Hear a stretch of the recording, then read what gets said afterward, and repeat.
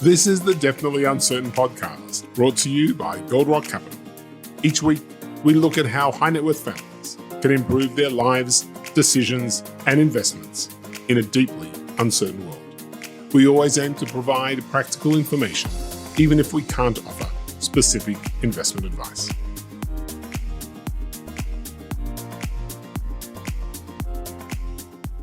Welcome, everybody, to the Definitely Uncertain podcast. My name is Darren Rockman, and I am a partner at Gold Rock Capital, the 20-year-old multifamily office servicing high net worth families in Israel and around the world.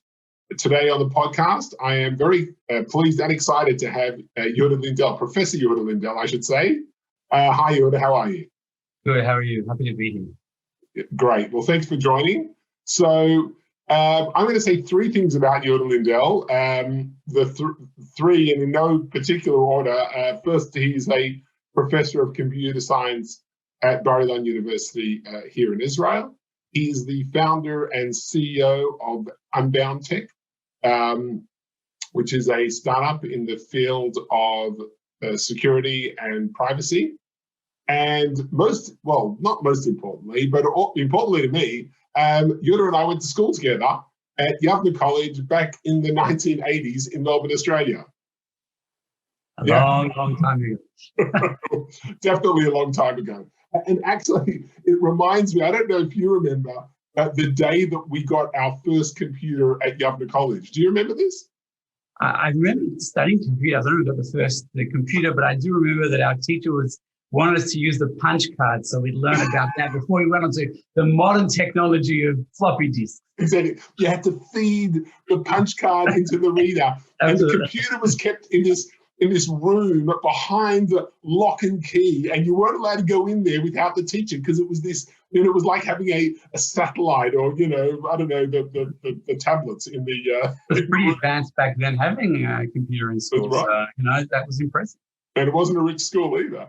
Well, so a big shout out to all those Yavneh College graduates who are listening today. And one day you too could end up being a professor of computer science at a great university. So, Yehuda, let's start with tell us how you got to Unbound Tech and how you got to computer science. What a bit about your story?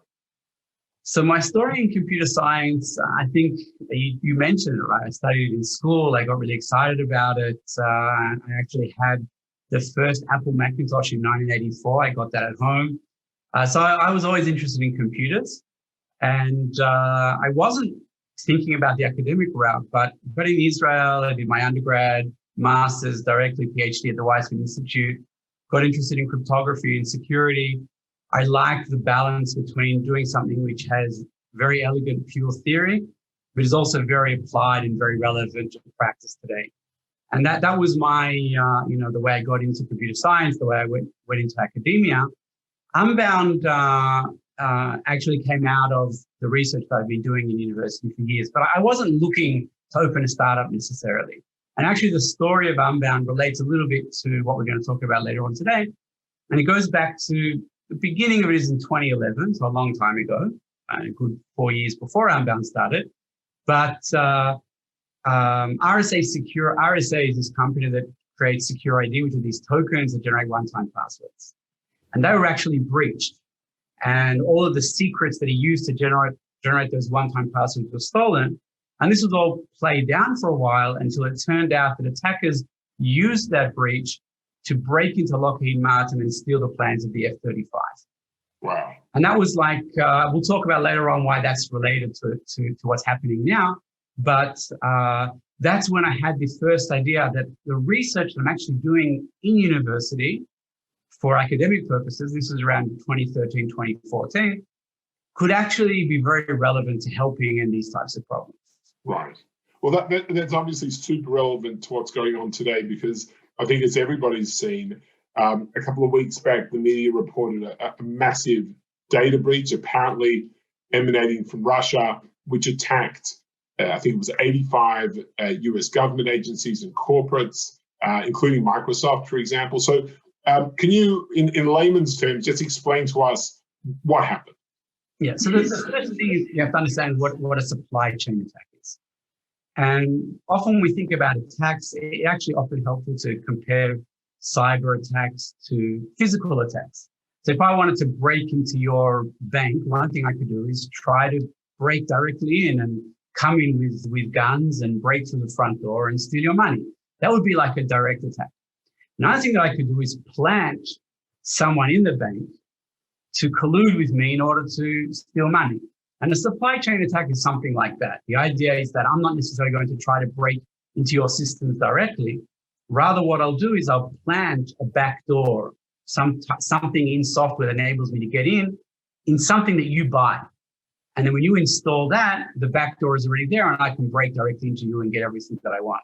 That also explains why I can get into numerous different organizations.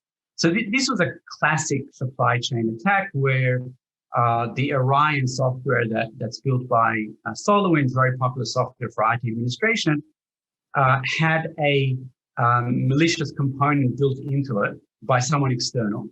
And then when government agencies and other organizations installed that software, it enabled attackers to get in and then do lots of horrible things. Right. But of course, when you get your guy working with you in the bank, you still got to get the money somehow out of the vault and then out of the bank itself so that you can sort of cart it away. So how did that happen? So here's the way it worked pretty much. There's this Orion software. The first thing that the attackers did is they bypassed what's called the code signing mechanism. One thing, think about when you update your app on your phone or when you have a software update, you want to make sure that it's actually legitimate software, right? Otherwise, someone could, send you something and say, oh, you have to update your Windows machine. Here's a Windows update. It's actually not Windows at all, but it's malware. So how do you know? It's something called digital signatures and code signing, which is a cryptographic way of telling you, don't worry, this really was issued by Microsoft or this update. Okay. And the attackers managed to bypass that system and get use of the legitimate key for signing on this malicious component. So now this malicious component looks to you like it's legitimate, but nobody knows about it. Okay. And that was now installed at the US Treasury Department, all these other places.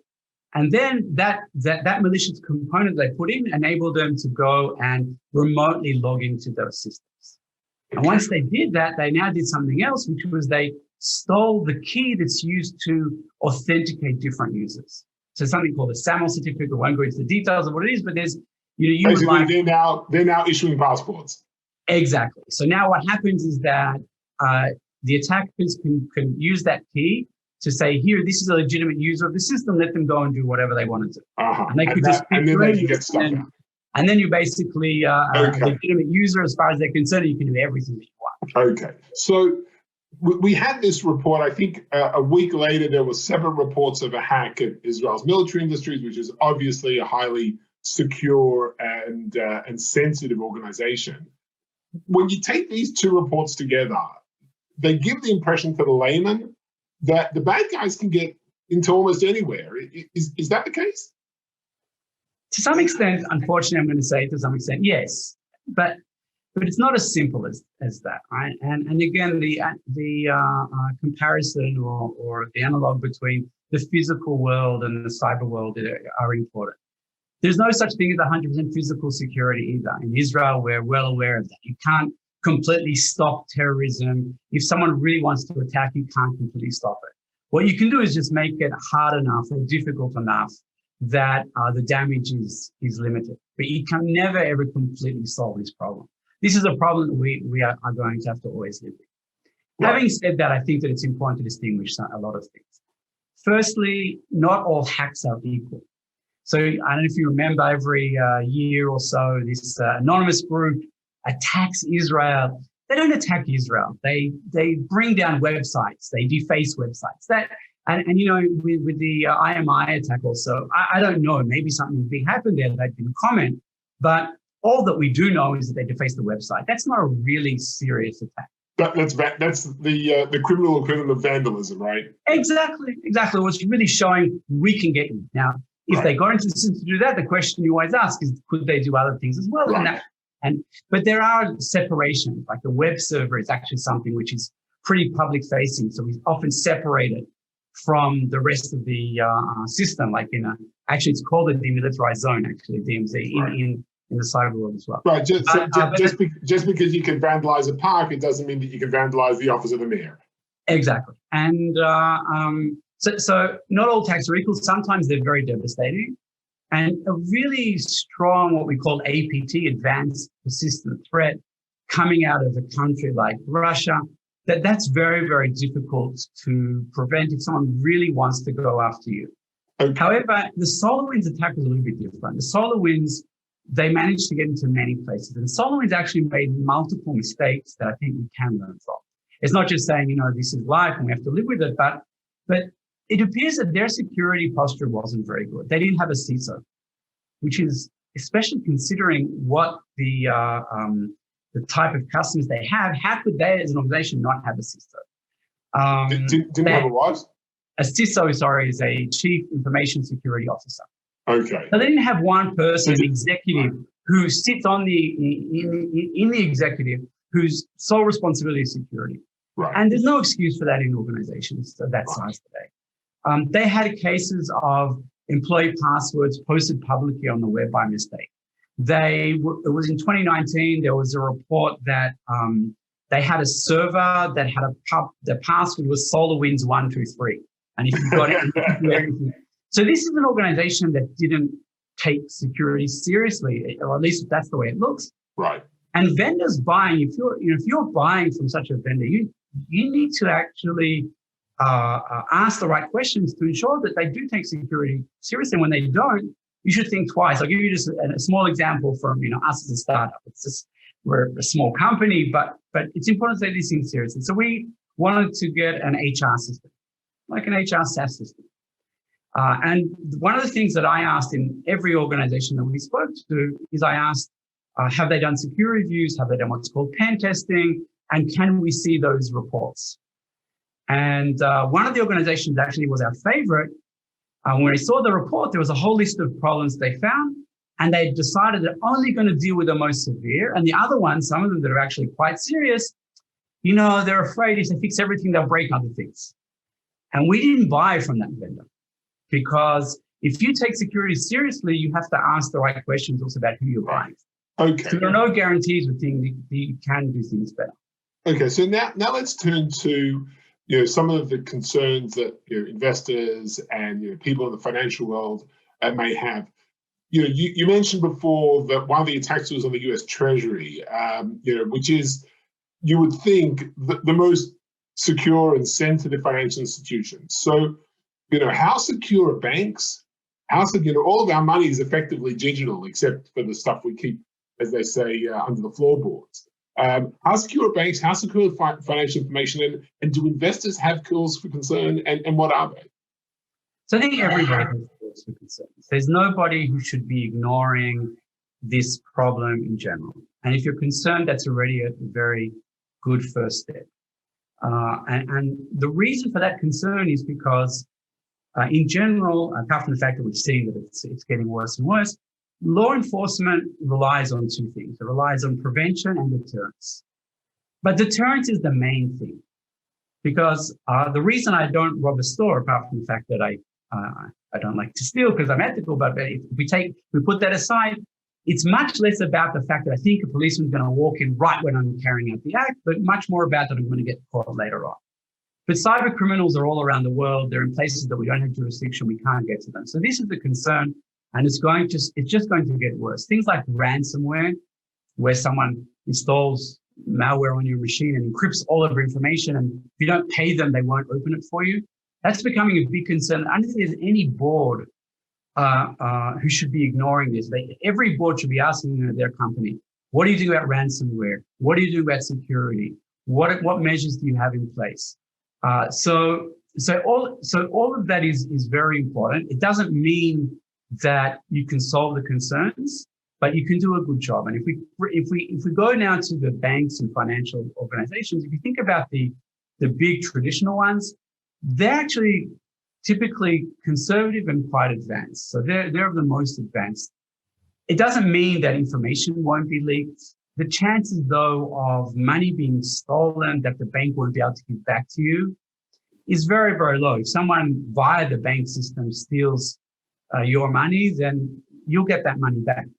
If it's via your system because you were careless, you put your password on your screen, or you were, or something like that, then that's a more difficult question. Okay. But okay, so now let's talk a little bit about what you guys are doing at Unbound Tech. I want to come back to the security for investors in a minute, but this is part of the mission statement of your company. So what are you actually trying to do to solve it in layman's terms? Yeah, so what Unbound primarily does is protects and takes care of the keys that provide the security for privacy and for integrity, all these digital signing and encryption. Those secret keys, if you steal them, everything is lost. That was what we talked about. If you stole the key that's used to issue tokens to allow people to carry out operations, you can do everything that you want.